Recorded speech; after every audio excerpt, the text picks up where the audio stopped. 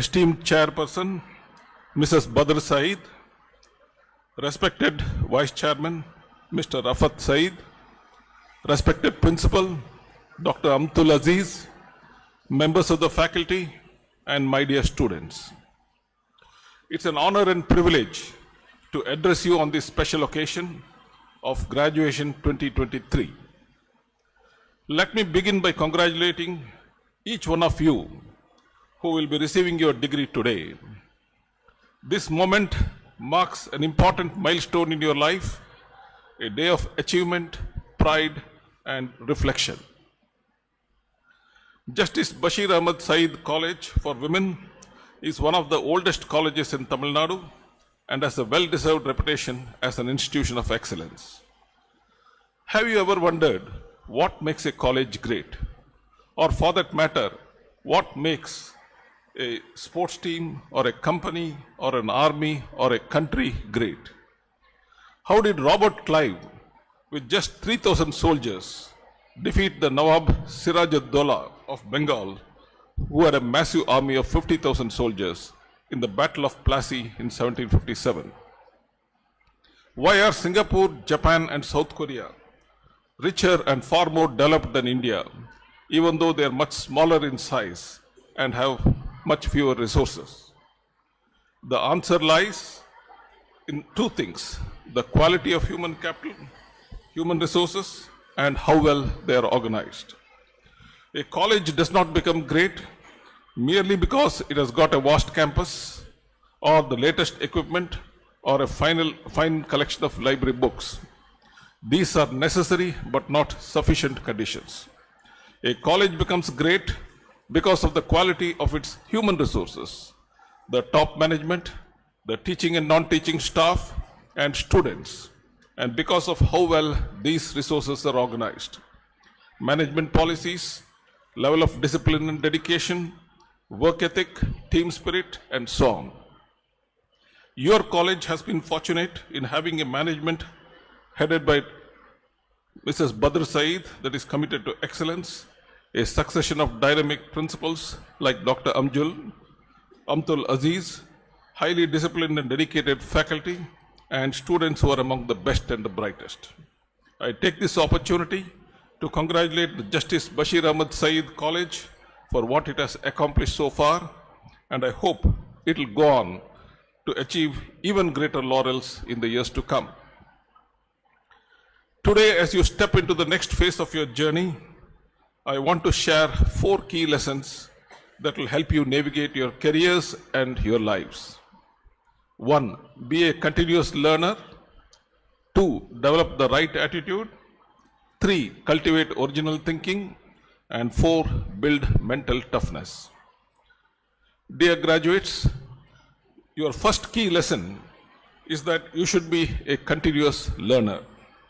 In India, the graduation day or the convocation day is supposed to mark the completion of your college or university studies.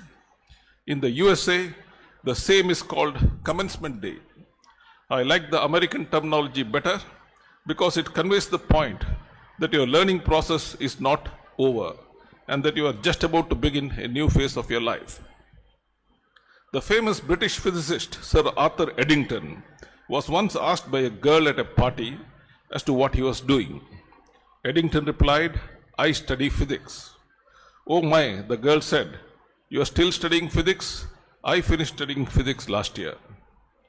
Most of us make the same mistake as that girl. We think we have finished our studies once we leave our college or university, whereas the truth is that learning is a lifelong process. Education is not a destination, but a road you travel all your life. There is another story, probably apocryphal, that Albert Einstein once set a question paper in physics to his students in which every question was repeated from the previous year. When his students pointed this out, Einstein replied, "Yes, but the answers are different this year." What Einstein meant was that physics had advanced a great deal in the past 1 year. In today's fast-changing world, knowledge is constantly evolving and skills can become quickly outdated. Any person who doesn't update herself in a field will become a modern day dinosaur and will soon be out of a job or out of business. Doctors, lawyers, IT professionals, and virtually everyone in every profession, business, and even in government must keep pace with advancements. So it's a serious mistake if you think that with this graduation day, your studies are over. In any organization, you will find two categories of people. A few who are always eager to learn new things, and many who have stopped learning and become intellectual deadwood. It's obvious to which category you should belong. Every successful person I know of is someone who is passionately curious, who keeps asking questions like a 5-year-old child, and who is a continuous learner. We stop growing physically after a particular age, but there are no limits to our mental growth. Continuous learning is not just about career success. It can also enrich your personal life in unimaginable ways. Pick up a new language, learn a musical instrument, or master a new hobby. The learning involved will keep you mentally agile and engaged. As Henry Ford famously said, anyone who stops learning is old, whether at 20 or 80. Anyone who keeps learning stays young. Dear graduates, your second key lesson is that you should also develop the right attitude to work. Ask any employer, and she will tell you that despite there being so many intelligent and knowledgeable people around, good employees are still hard to come by. Many people have attitude problems. A bad attitude is like a flat tire. You can't go anywhere until you change it. It is said that your attitude determines your altitude, meaning that it will determine how far you will go in your career and life, whether you will be a winner or a loser. Someone has beautifully described the attitudinal differences between winners and losers as follows. Winners have a positive outlook, losers are invariably negative. Winners find a solution for every problem, losers find a problem for every solution. A winner always has a plan, a loser always has an excuse. Winners are a part of the team, losers are apart from the team. Winners say, it may be difficult, but it is possible.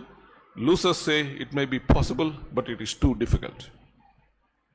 I don't know if you have read a beautiful short essay by the American writer Albert Hubbard called A Message to Garcia.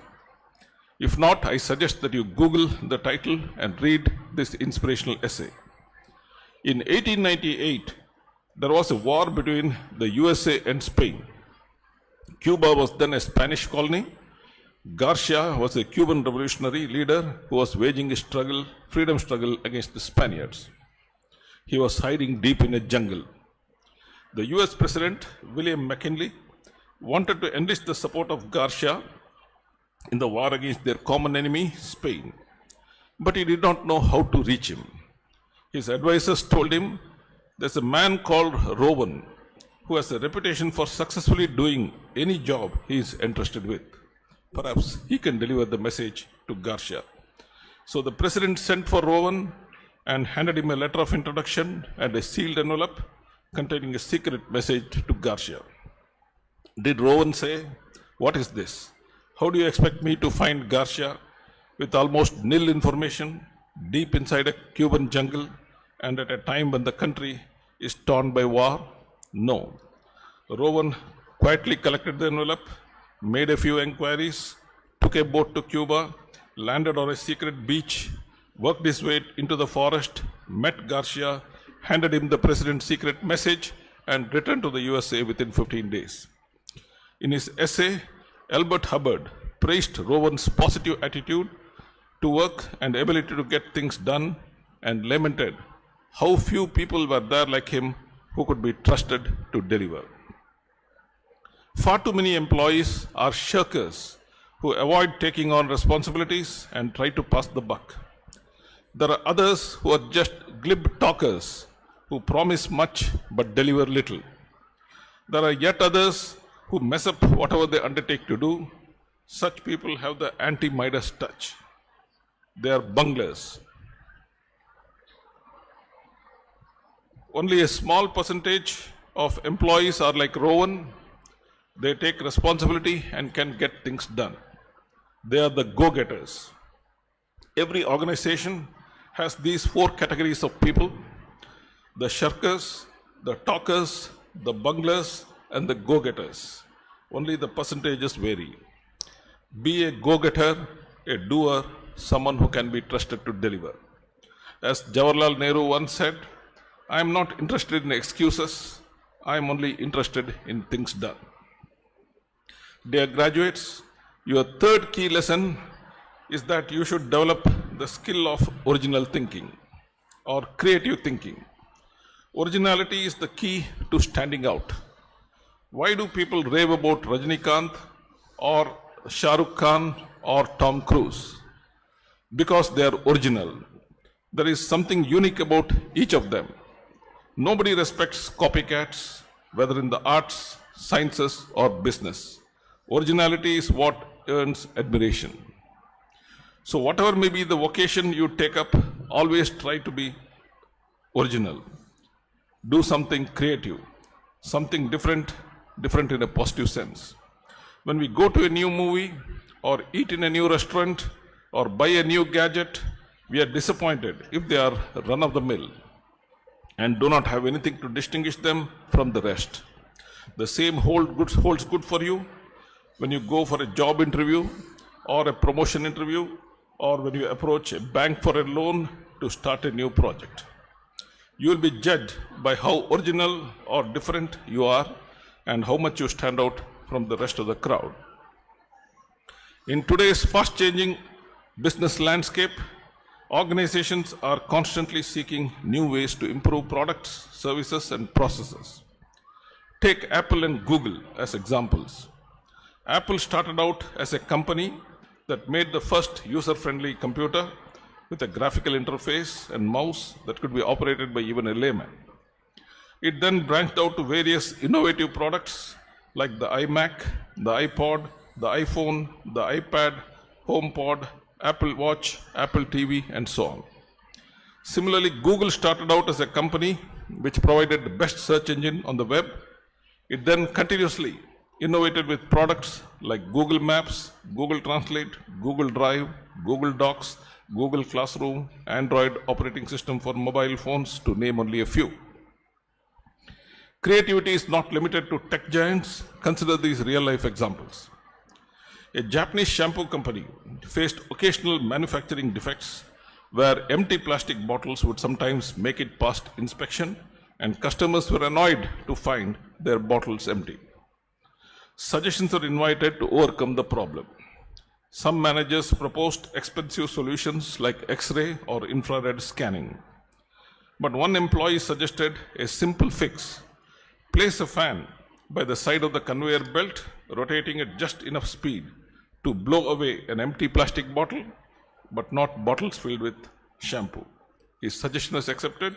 This is the power of creative problem solving. As you know, the wheel was invented way back in 3500 BC, almost 5500 years ago. But strangely, nobody thought of putting wheels under suitcases till about 30 years ago.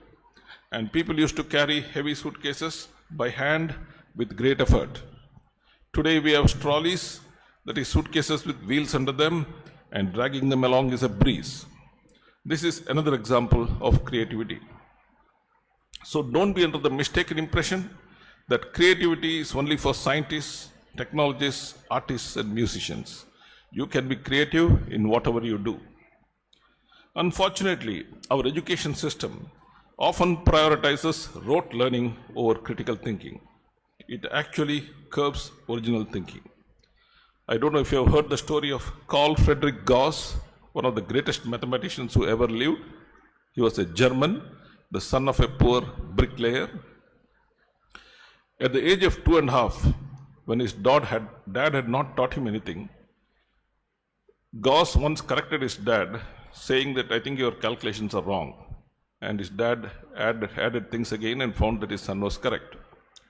And when Gauss was a student of the primary school, in Germany. There was a lazy teacher who wanted to write a letter urgently.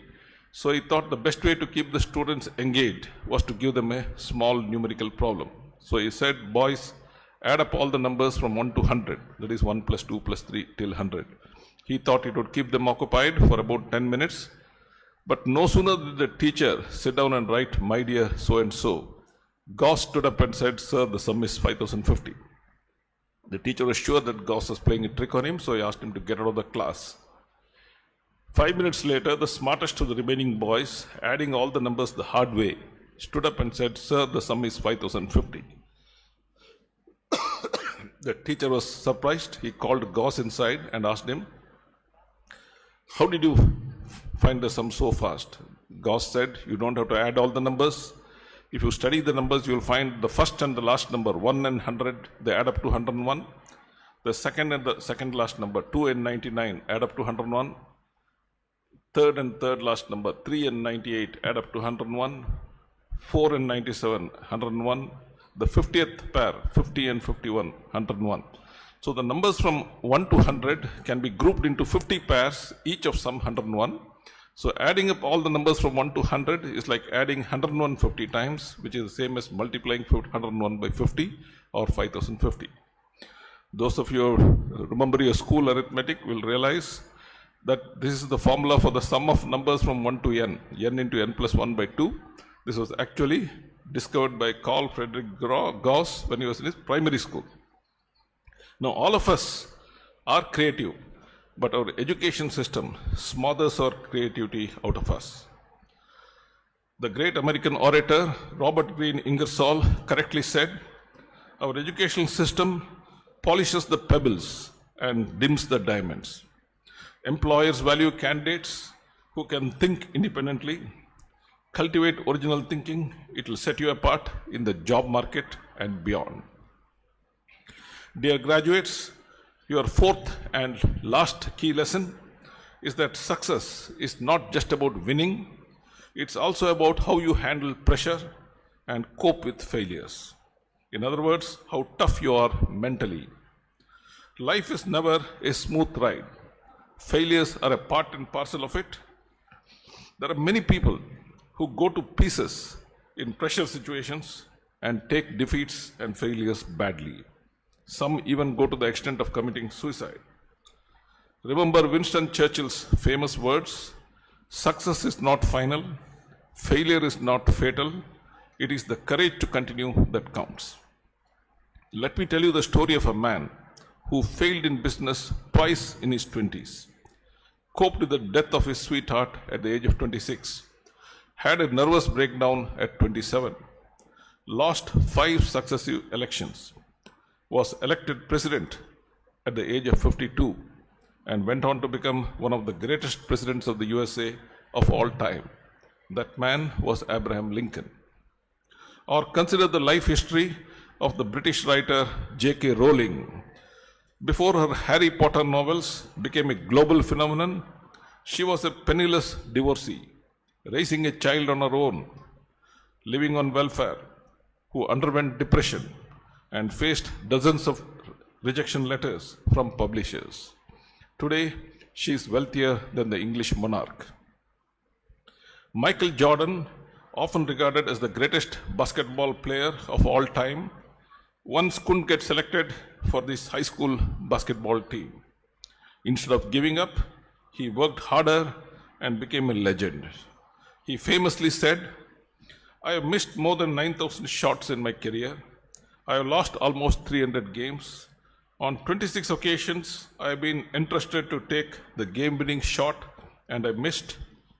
I have failed over and over and over again in my life, and that's why I succeeded. Life is not a 100 meters dash, it's like a marathon race.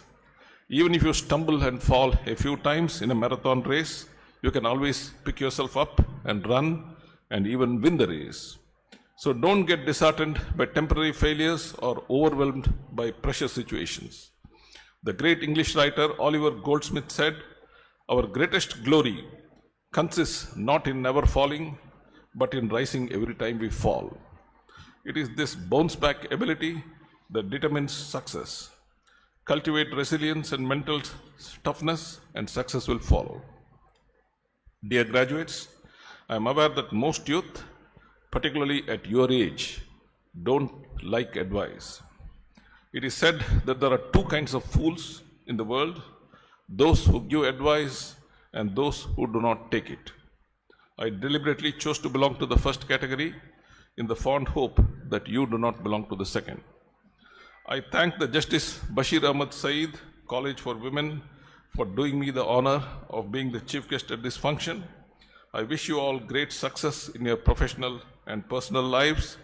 Congratulations once again, and may you all achieve your dreams. Thank you.